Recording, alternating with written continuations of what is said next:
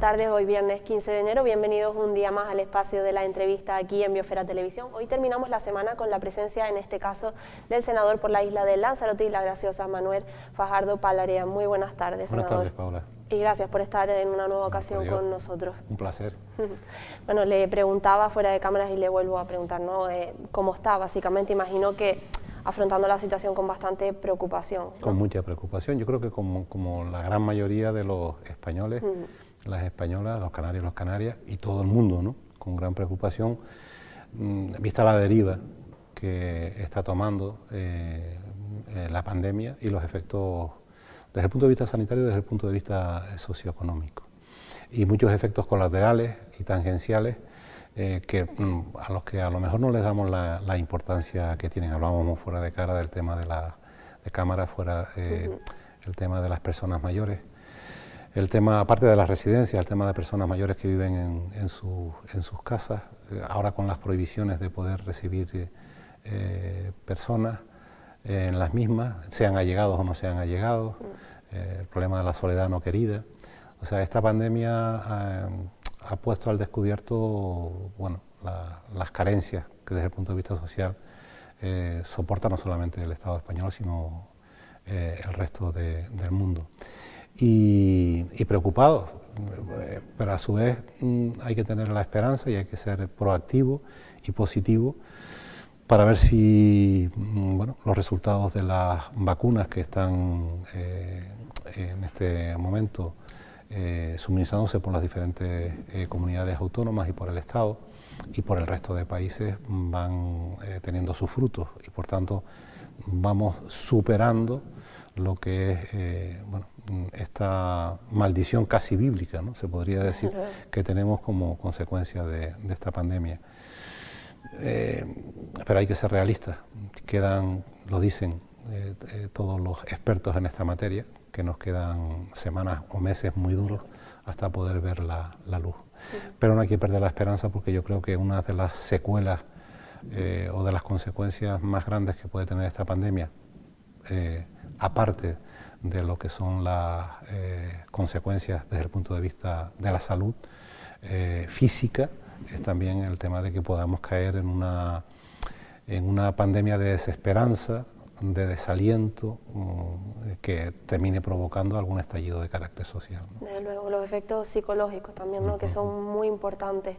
En la isla de Lanzarote actualmente, senador, estamos, hasta el día de ayer, dentro de muy poquito se actualizarán los datos, con 609 casos activos, solo en el día de ayer 124 casos nuevos. Ahora mismo hay abierto un debate, no sé si toca ese debate, pero está abierto, ¿no? Con respecto a las culpas, ¿no?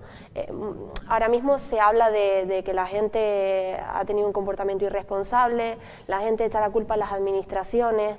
¿Qué ha sucedido, senador, bajo su punto de vista? ¿Nos hemos relajado como para llegar a alcanzar tales cifras? Yo creo que no hemos aprendido la lección de la primera ola.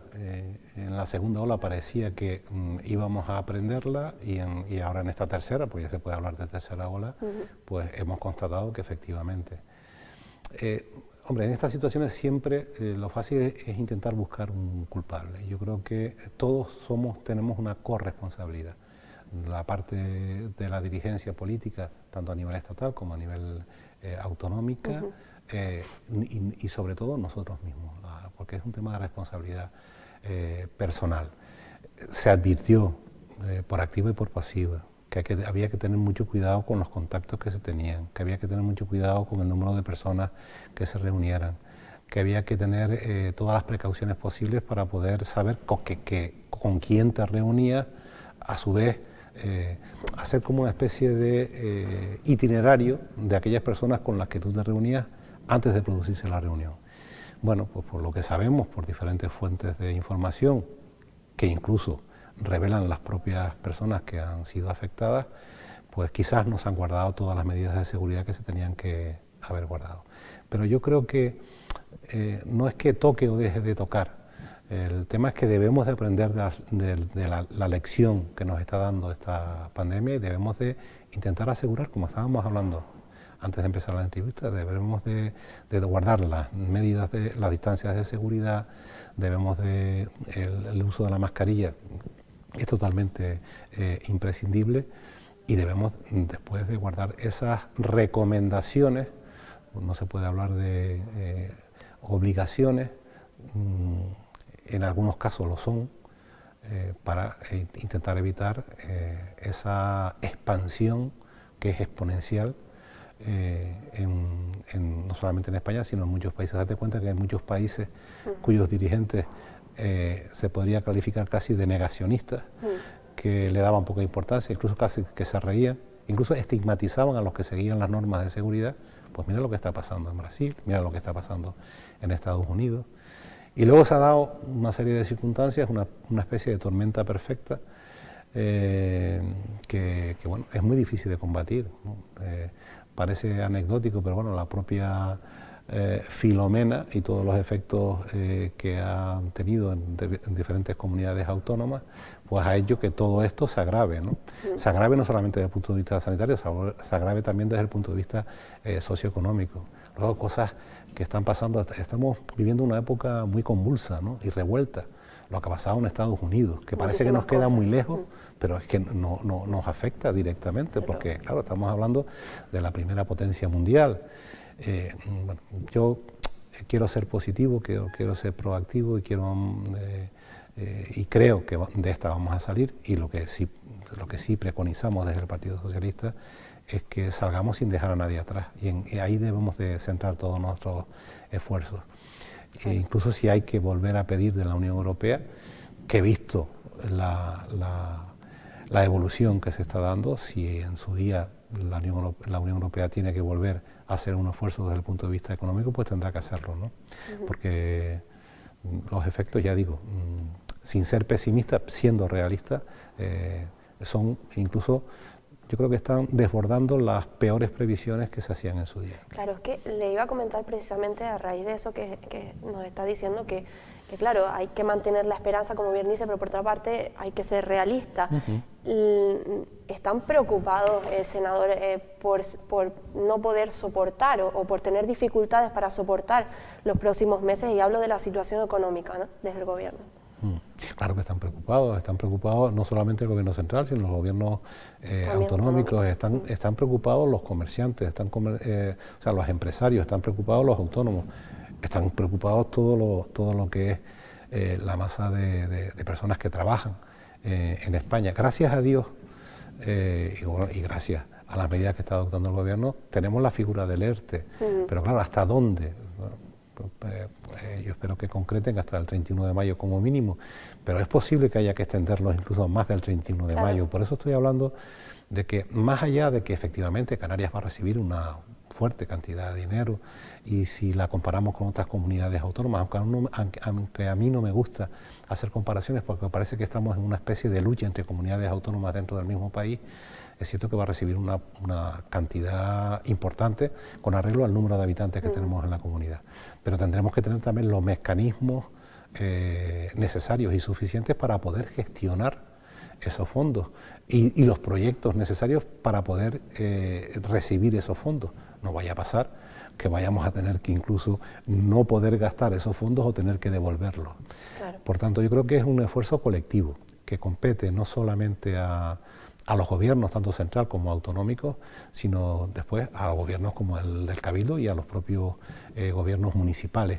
Por tanto, la unidad de acción, y yo creo que Lanzarote es un ejemplo, y el ejemplo lo tuvimos el otro día con la rueda de prensa que se dio por parte de la presidenta del Cabildo y los 7 representantes de nuestros municipios, son un ejemplo porque son un ejemplo de unidad y de tomar conciencia de que, con independencia de que a nadie se le pide que abdique de el legítimo derecho a hacer una crítica a los que están en el gobierno, yo creo que tiempo habrá de eso, ya lo hemos hablado en alguna otra ocasión, pero que ahora es el momento de una unidad de acción.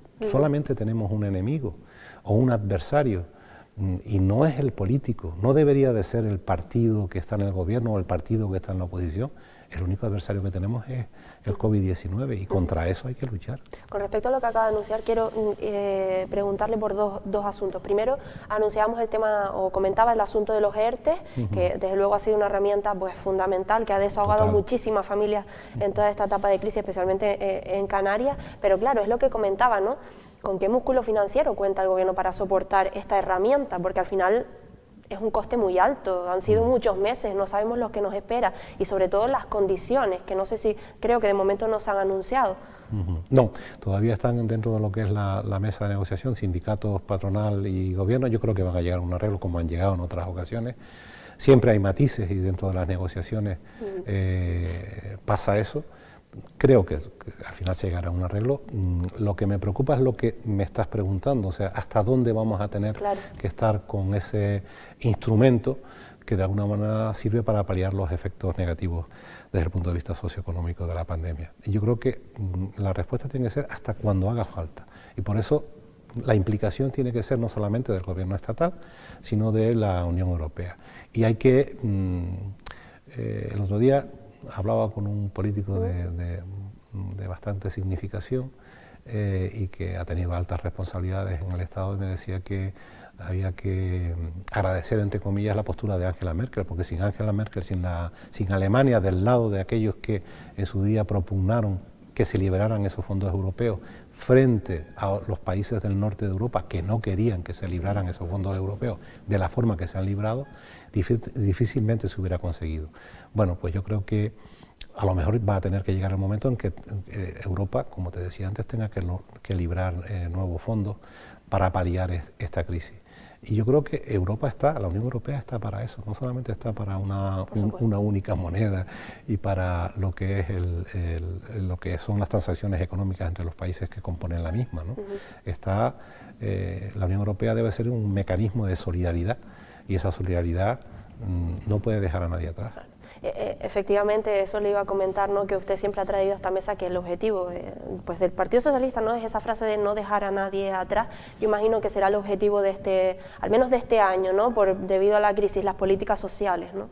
El objetivo de este año y el de siempre, es que debe de ser el de siempre. Y yo, aunque le pueda parecer extraño a quienes nos puedan ver y escuchar, creo que es el objetivo de todos los partidos políticos. Vuelvo a repetir, a veces lo disimulan muy bien, que sea ese objetivo. ¿Por qué? Porque se producen manifestaciones que yo creo que desmerecen mucho a la política en mayúsculas, ¿no? Y yo creo que todos los partidos políticos incluso deberíamos de conciliar intereses a la hora incluso de combatir que las últimas encuestas, desde hace mucho tiempo, pero en la última encuesta celebrada, o sea, llevada a cabo por el CIS, vemos que el tercer problema para los españoles son los partidos políticos y los políticos, ¿no? Tenemos una ocasión de oro para convertir lo que es una situación muy adversa en una situación en la que podamos demostrar que antes de los intereses partidarios está el interés general, el interés de todos los españoles y las españolas, los canarios y los canarias. Antes hablaba, senador, de unidad, ¿no? En el cabildo desde el Cabildo de Lanzarote, con la creación de esa mesa insular que ha venido bastante bien durante toda esta crisis. Yo rescaté antes un pequeño párrafo de un artículo que escribió usted a finales de año, un año 2021 previsible, se llamaba, y dice: somos mayoría quienes le pedimos a 2021 una mayor solidaridad internacional y entre comunidades autónomas, de forma que se aparquen legítimas aspiraciones territoriales y de cambios constitucionales hasta que superemos la pandemia. Ha echado en falta precisamente esa unidad política, no aquí, no a nivel insular, sino a nivel pues más allá, ¿no? Autonómico, central. Vamos a ver, es legítimo que, desde el punto de vista de la razonabilidad, ¿no? Es legítimo determinadas aspiraciones que se están explicitando en estos momentos, sí. ¿Es el momento oportuno? Yo creo que no. Yo sinceramente creo que con la que está cayendo, como se dice vulgarmente y coloquialmente, hombre, plantear determinadas cuestiones, como por ejemplo las que tienen que ver con la corona, o sea, que por cierto, para cambiar nuestro sistema habría que cambiar la Constitución, y para modificar la Constitución hay que observar las reglas que la propia Constitución prevé, o otro tipo de frentes que se están abriendo al socaire de lo que es los efectos negativos de la pandemia. Creo que no son convenientes. No son convenientes ni son oportunos. Ya habrá momentos, y habrá, cuando esto pase, todo el mundo puede y debe, si quiere, plantear las cuestiones territoriales, las cuestiones que tienen que ver con la corona, o otro tipo de cuestiones, de forma legítima. Yo eso no lo pongo en duda. Ahora no, yo creo que no es el momento, sinceramente. Es el momento, como te decía antes, de que lo único que debe de preocuparnos, lo entiendo, es el combate de la pandemia desde el punto de vista sanitario, desde el punto de vista socioeconómico. Que alguna fuerza política intente, por mor de la propia distribución de escaños, tanto en el Congreso como en el Senado, intente aprovechar la situación para arrimar al ascua, el ascua a su sardina desde el punto de vista político, yo creo que le terminará pasando factura a los que lo hagan. ¿Cree que, en fin, que eso que se está haciendo precisamente, no sé si los ciudadanos al final nos damos cuenta de eso, ¿no? Que más allá del bienestar de los ciudadanos en este caso, pues hay una lucha política por intentar constantemente desbancar al gobierno actual? Es un problema, es que no quiero romper el tema de la unidad, pero es verdad que algunos tendrían que pensar que, vuelvo a repetir, yo no estoy pidiendo que nadie pueda hacer una crítica, claro que la pueden hacer. Además, la oposición tiene el deber de fiscalizar la acción del gobierno. Ahora, hay diferentes formas de fiscalizar la acción del gobierno. ¿Ayuda en algo para llevar a cabo la labor de fiscalización del gobierno la crítica por la crítica? Yo creo que no. La crítica oportunista, creo que no. La crítica constructiva, sí. El aportar medidas alternativas y decir, oye, te estás equivocando porque yo creo que se podría hacer mejor de esta forma, creo que es algo que, aparte de legítimo, sería conveniente en cualquier Estado democrático, que la oposición, en este caso, lo que hiciera era, no pido una adhesión a todas las medidas del gobierno, pero sí por lo menos que la oposición sea constructiva, no destructiva. Lo que puede haber de fondo, Paola, es un problema de falta de aceptación todavía, falta de aceptación de los resultados de las elecciones generales.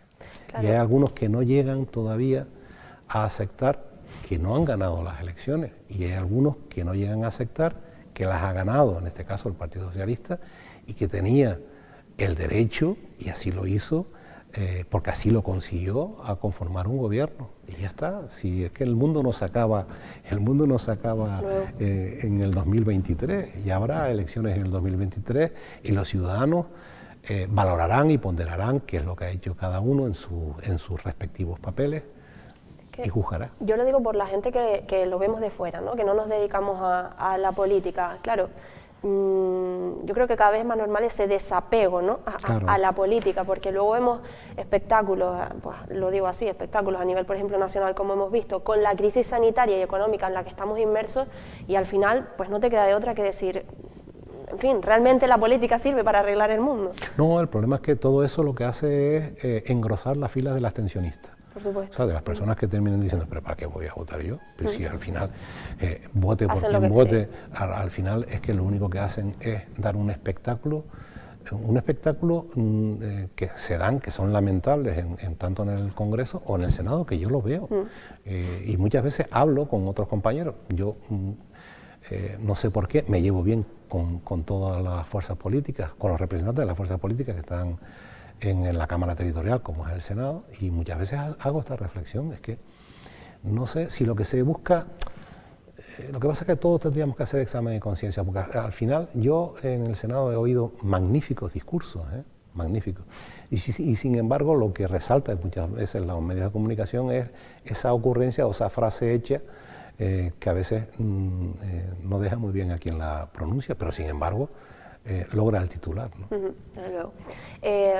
Volviendo un poco a Canarias, ¿no? Digamos, ¿considera que se han atendido las necesidades de Canarias actualmente, más concretamente no de las islas pues, que más han sufrido la desaparición del turismo, que son Lanzarote y Fuerteventura? Y se lo comento porque aquí se ha abierto otro debate durante todo este tiempo, especialmente por parte de la oposición, y es que al ser partidos quizás del mismo color político, pues no se ha exigido lo suficiente.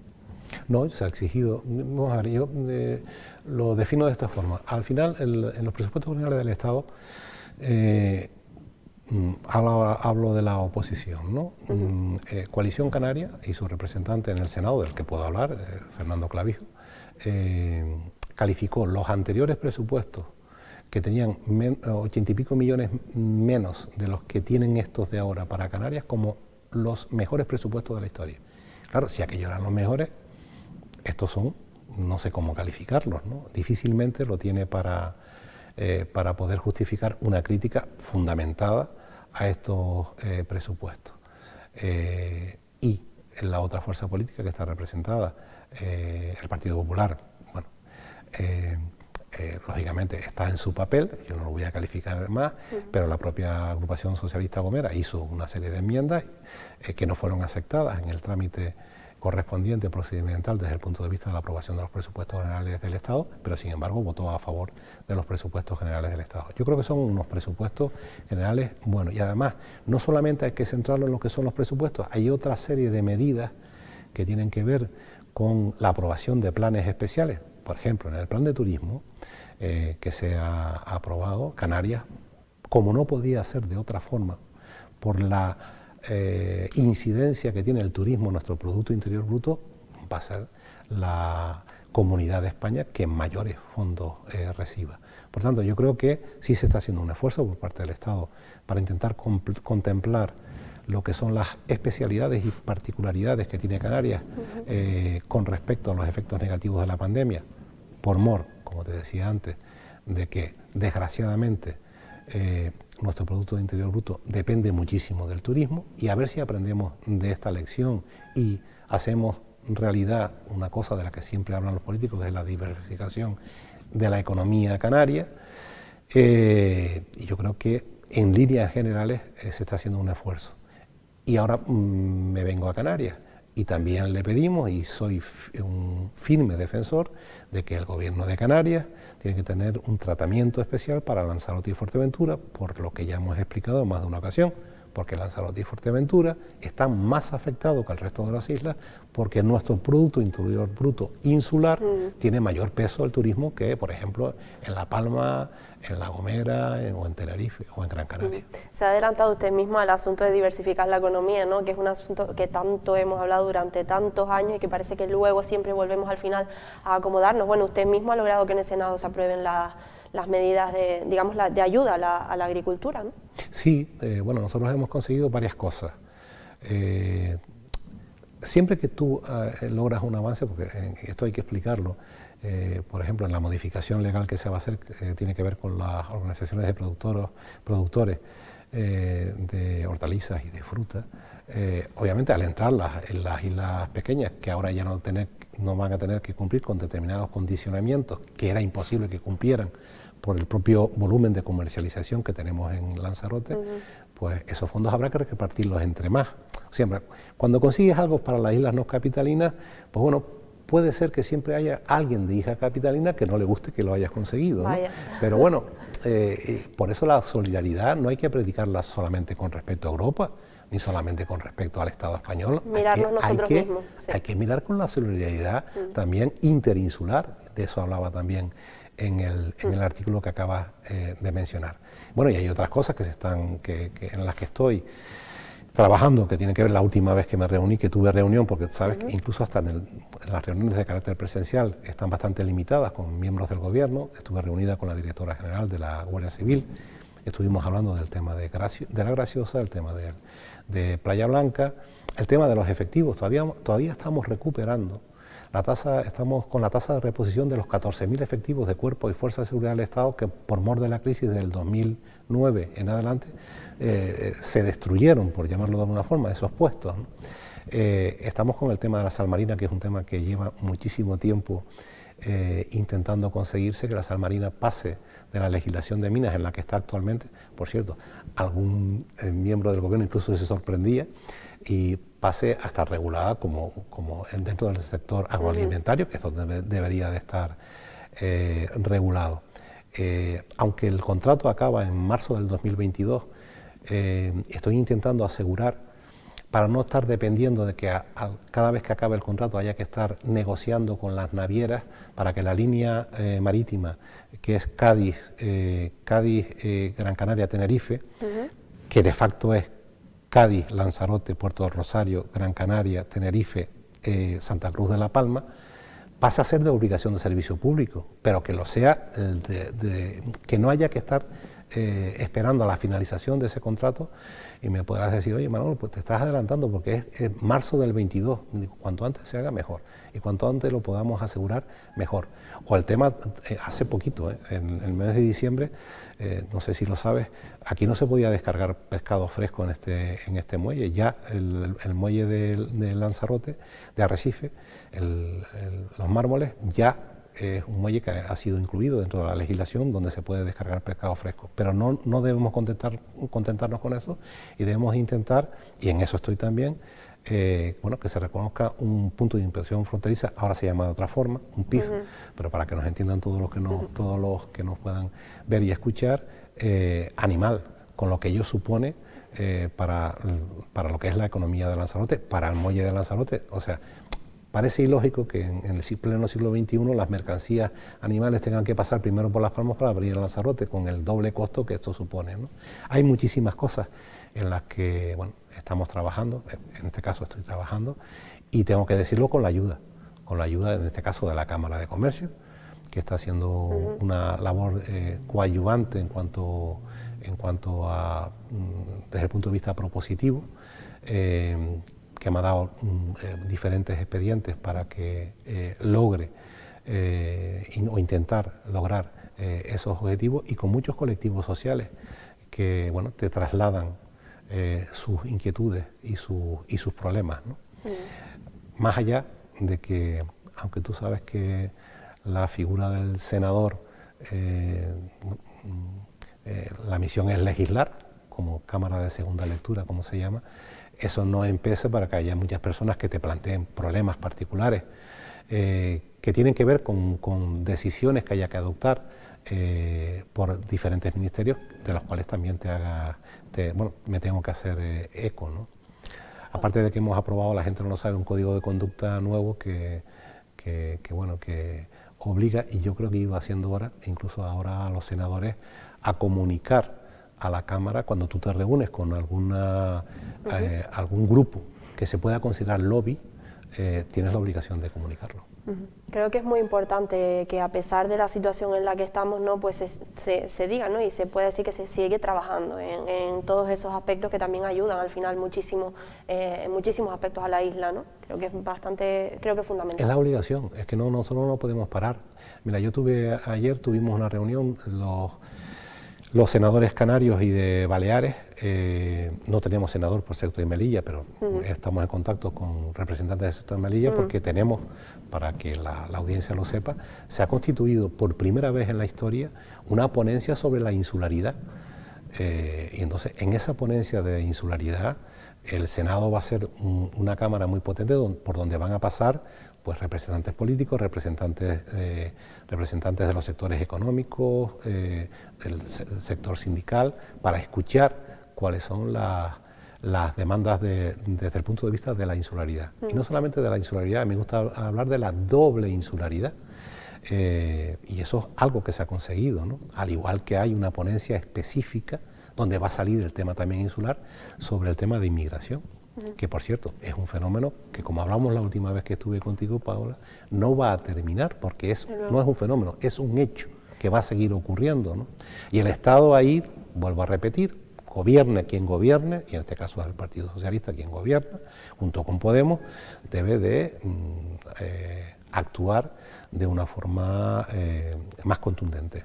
Más contundente, me refiero, que se me interprete bien desde el punto de vista de que debemos de tener aquí las instalaciones suficientes para dar un trato humanitario a las personas que nos llegan. Bueno, pues muchísimas gracias, senador. Espero verle en la próxima, que la situación sobre todo vaya un poquito mejor y, como bien dice, ¿no? Ser realistas pero mantener la esperanza, que es muy, muy importante. No hay que caer en el desaliento y no hay que caer en la desesperanza, porque si no sí que podemos tener un problema mucho mayor del que tenemos. Muchas gracias, Paula. Muchas gracias a usted. Muchísimas gracias a todos ustedes también por estar como siempre al otro lado escuchándonos. Les veo en unos minutos en la tertulia. Que pasen buena tarde.